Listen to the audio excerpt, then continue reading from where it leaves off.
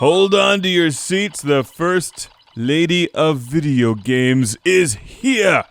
Ms. Pac-Man on the Atari Lynx.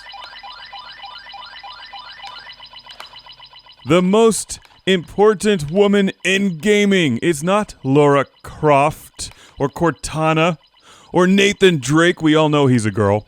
No man has hair that nice. Oh no. It's Lady Pac-Man, wearing a bow and boots, but no pants because pants would just slow her down.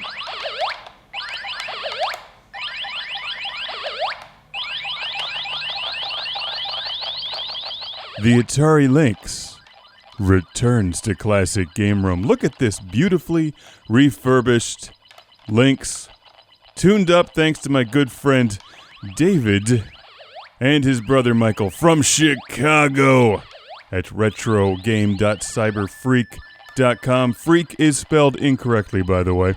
I'm going to make fun of that forever, David. You probably spell fish with an F. So, is this game good? Is Ms. Pac-Man hot? You know it. Ms. Pac-Man on the Lynx is a solid release. That's very impressive and a fitting end to Pac-Man month on Classic Game Room. So much Pac-Man. And just a little bit of Ms. Pac-Man. I've actually got a few other Pac-Man games left that didn't make it, but I'll get to them eventually. I think it's time to show the Lynx some more love now that it doesn't look horrible. Like the Game Gear, it needs some love to look good these days. And while my Lynx has not been modded for video output, as you can see, the screen is terrific. I think he said he took a 19-inch CRT television and shrunk it and put it into... I'm not sure. It definitely looks better.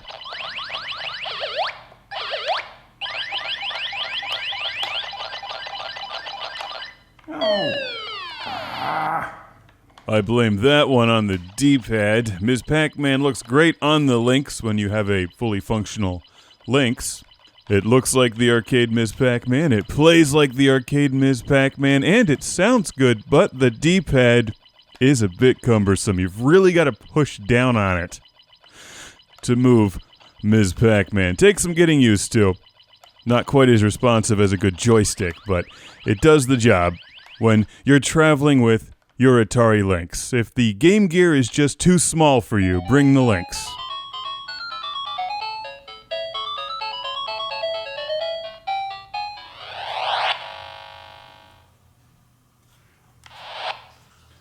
Now, one of this game's greatest features is the option to play different mazes with a turbo boost like Super Pac-Man.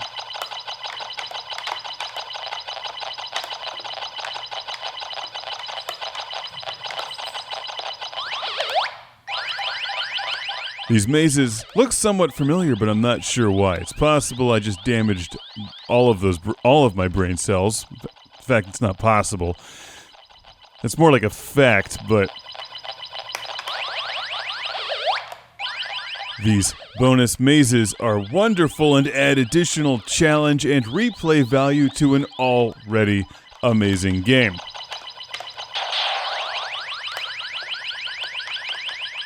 Look for the lightning bolt when it appears, but be forewarned, the Lynx D-pad is not good enough to keep up with Turbo Boost in Ms. Pac-Man. It's tough to make those corners, especially when playing through a viewfinder. This is a terrific version of one of my favorite games, and it's on an excellent Atari handheld if that handheld has been refurbished. Because like the Game Gear, they just don't age terribly well. Thanks again to my friend Michael from Chicago for letting me play his Ms. Pac-Man and his brother David for repairing my Lynx. It's a great version of a great game on a game system named after a cat.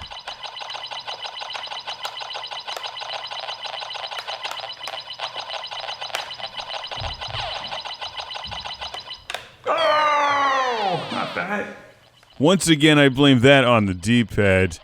Actually, that was more like the viewfinder's fault. This concludes Pac-Man Month on Classic Game Room. Thank you for watching. Don't forget to check out my Pac-Man Collector's Guide, a definitive review on Amazon, as well as my ultra-massive video game console guides. Plenty of books to come and plenty more Pac-Man and other games here on Classic Game Room. See you soon. Classic Game Room has been brought to you by Ultramassive Video Game Console Guide, Retro Megatrex, How to Make a Video Game Review Show That Doesn't Suck, Ethel the Cyborg Ninja, Jesus the Coked Up Chicken, Pac-Man Collector's Guide, a definitive review, and Ultramassive Volume 2, now on Amazon. Welcome to the Patreon Lord Carnage Club, being shouted from a turbo volcano! Michael and Ariana Nelson, Ian Shore, Steven Chucknick, Al Stever, Rick DeBarros, Jason Goy, Andy Schleiss, Sergio Matthias Hergert, Philip Strabenmuller, Jack Stavris, Ohad Kane, Simon Allen, and Sean Zoltek.